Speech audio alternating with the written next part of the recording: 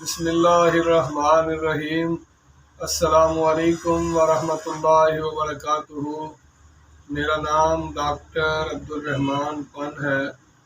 میرا کلینک گجرانوالہ کے مشہور چوک گیپ چوک محلہ بفتے والا میں ہے۔ آج میں آپ کو مثانے کی پتھری بننے کے اسباب اور اس کا ہومیوپیتھک علاج بتانے جا رہا ہوں۔ پروگرام شروع کرنے سے پہلے میری آپ سے یہ گزارش ہے کہ اگر آپ نے ابھی تک ہمارے چینل کو سبسکرائب نہیں کیا تو ہمارے چینل کو سبسکرائب کریں، پروگرام کو لائک کریں اور شیئر کریں تاکہ ہمارا یہ پیغام زیادہ سے زیادہ لوگوں تک پہنچے اور زیادہ سے زیادہ لوگ اس سے فائدہ حاصل کر سکیں۔ مثانے کی پتھری بننے کے اسباب۔ مثانہ ایک کھوکھلا عضلاتی عضو ہے جو پیشاب جمع کرنے کے کام آتا ہے۔ یہ ایک تھیلی نما عضو ہے جس میں گردوں سے حالبین کے راستے پیشاب ٹپکتا رہتا ہے۔ حالبین کی ہر نالی تقریباً 16 سے 18 انچ تک لمبی ہوتی ہے۔ گردوں میں جو پیشاب بنتا ہے وہ انہی نالیوں کے ذریعے مثانہ میں آ کر جمع ہوتا ہے۔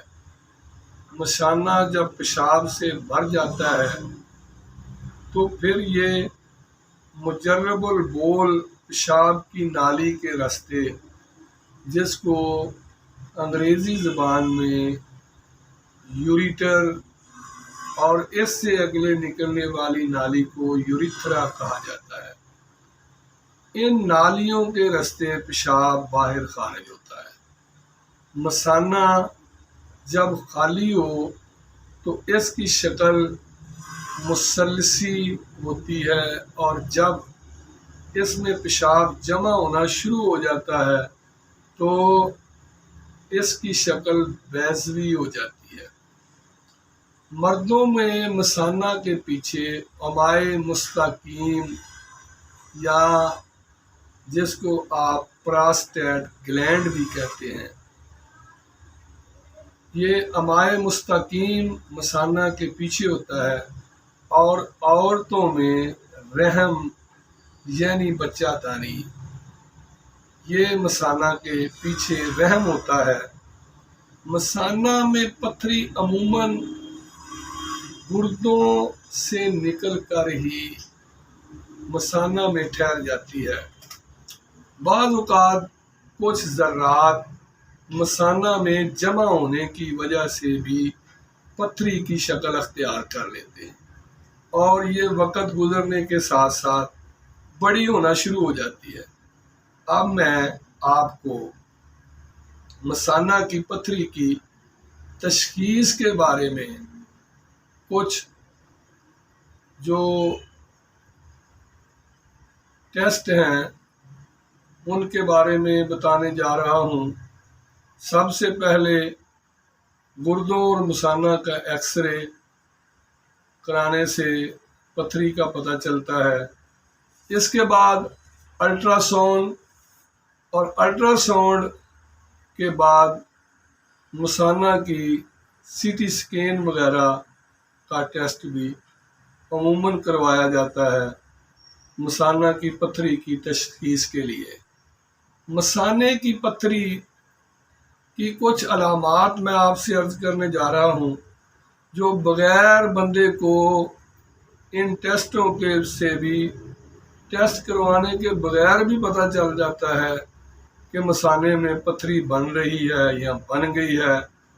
پیشاب بار بار آنا، خصوصاً حرکت کرنے کے دوران اور دن کے وقت بار بار پیشاب کا آنا، جبکہ رات کے وقت پیشاب کم آتا ہے۔ کبھی کبھی پیشاب کے ساتھ خون آنا شروع ہو جاتا ہے، بعض دفعہ پیشاب میں پیپ بھی آتی ہے۔ مثانہ کا درد مثانے تک ہی محدود نہیں رہتا، جب پتھری ہو مثانے میں تو یہ درد مثانہ سے شروع ہو کر نیچے پنڈلیوں تک آتا ہے، اور اس کے ساتھ ساتھ اگر مرض شدت اختیار کر جائے تو پیشاب میں بعض دفعہ پیپ اور خون بھی آنا شروع ہو جاتا ہے۔ گردے اور مثانے کی پتھری کی وجہ سے عموماً مثانہ کمزور ہو جاتا ہے اور مردوں میں ضعف با یعنی مردانہ کمزوری بھی آ جاتی ہے۔ اب میں آپ کو مثانے کی پتھری کا ہومیوپیتھک علاج بتانے جا رہا ہوں۔ مثانے کی پتھری کے لیے سب سے پہلی جو ہماری ہومیوپیتھک میڈیسن ہے وہ ہے ایکونائٹ۔ ایکونائٹ کی کچھ خاص علامت ہیں۔ ان علامات میں مریض کو بخار بار بار ہونا اور خوف بہت زیادہ، جس میں موت کا خوف کہ میرے ساتھ پتہ نہیں کیا ہوگا، میں مر جاؤں گا، اس طرح کے خوفوں میں مریض مبتلا رہتا ہے۔ اس کے بعد جو سب سے چوٹی کی دوائی ہے مثانے کی پتھری کے لیے وہ ہے سارسپریلا۔ سارسپریلا کی بھی میں کچھ آپ کو علامات بتانے جا رہا ہوں کہ پیشاب میں ریت خارج ہوتی ہے، درد ہوتی ہے، جلن ہوتی ہے، اور اس کے ساتھ ساتھ مثانے اور گردے کی پتھری کے لیے جو سب سے بہترین اور شاندار میڈیسن ہے وہ ہے بیربرس ویلگرس۔ یہ مثانے کی پتھری میں بھی کام آتی ہے، اور یہی میڈیسن گردے کی پتھری میں بھی کام آتی ہے۔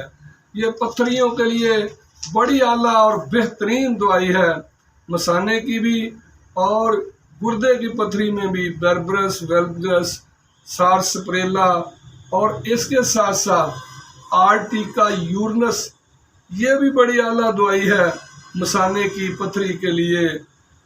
اور جن مریضوں کو سانس شدید درد ہوتی ہے ان کے لیے بیلاڈونا بھی بڑی ہی مفید اور بڑی ہی اعلیٰ دوائی ہے۔ اور میں آپ کو مثانے میں جن مریضوں کے مثانے میں پتھری بننے کا رجحان ہو ان مریضوں کے لیے کچھ احتیاطی تدبیریں بھی بتاؤں گا، اور اس کے ساتھ ساتھ ایک دو جو سادہ نسخہ ہے یونانی اور حکمت کا، جو چیزیں ضعف باء کے لیے استعمال ہوتی ہیں، بالخصوص لبوب کبیر، یہ بھی ضعف باء کے لیے بھی استعمال ہوتی ہے، مردانہ کمزوری کے لیے، اور یہ مثانہ کی پتھری کے لیے بھی بڑی مفید ہے لبوب کبیر۔ اور اس کے ساتھ ساتھ جوارش، زرعونی، سادہ بھی اور امبری بھی، یہ دونوں ہی مثانہ کی پتھری کے لیے بڑی ہی شاندار ہیں۔ اور اس کے ساتھ ساتھ کچھ پرہیز ہیں جو جن لوگوں کو مثانہ میں پتھری بننے کا رجحان ہو، پتھری خارج ہو جاتی ہو پھر بن جاتی ہو، یا مثانے میں گردے میں درد رہتی ہو، پیشاب کی نالیوں میں اکثر درد اور جلن پیشاب کرتے وقت رہتی ہو، ان مریضوں کو ساتھ ساتھ احتیاطی تدبیریں بھی اختیار کرنی چاہیے۔ میڈیسن استعمال کرنے میں اگر آپ کو کسی قسم کی دقت کا سامنا ہو تو آپ میرے واٹس ایپ نمبر پہ 0300 6425 213 پہ رابطہ کر سکتے ہیں۔ 0300 6425 213 پہ آپ فون کال کر کے بھی اپنی پرابلم کے بارے میں بتا سکتے ہیں، پوچھ سکتے ہیں، اور نیچے کمنٹ باکس میں بھی اپنی رائے کا اظہار کر سکتے ہیں۔ انشاءاللہ آپ کی صحت کے متعلق آپ کو صحیح سے مشورے دیے جائیں گے۔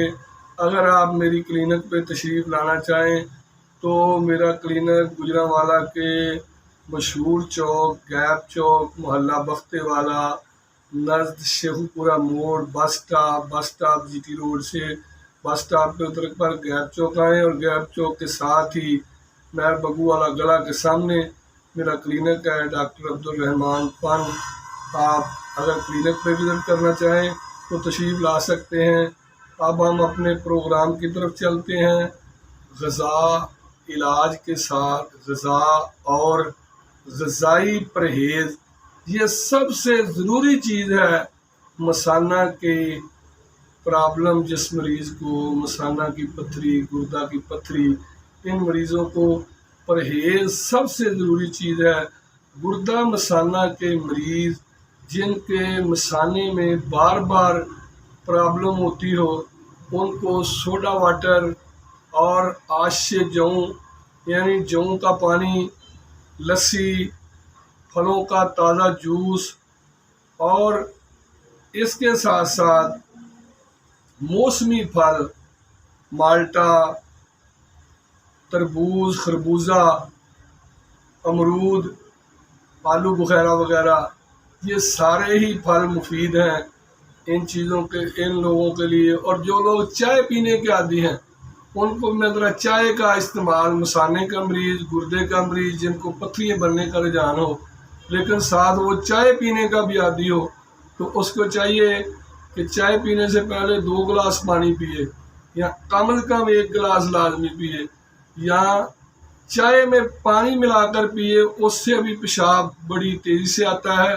جب پیشاب تیزی سے آئے، پیشاب کھل کے آئے، تو پتھری عموماً خارج ہونے کے کافی زیادہ امکانات بڑھ جاتے ہیں۔ اس لیے چائے میں پانی ملا کر بھی مثانے اور گردے کی پتھریوں کے مریض استعمال کریں، ان کے لیے یہ بڑا مجرب اور بڑا ہی فائدہ مند نسخہ ہے۔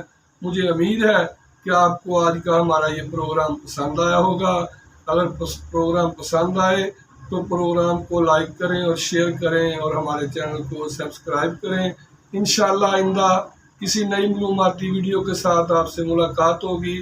تب تک کے لیے اجازت۔ اللہ میرا اور آپ سب کا حامی و ناصر۔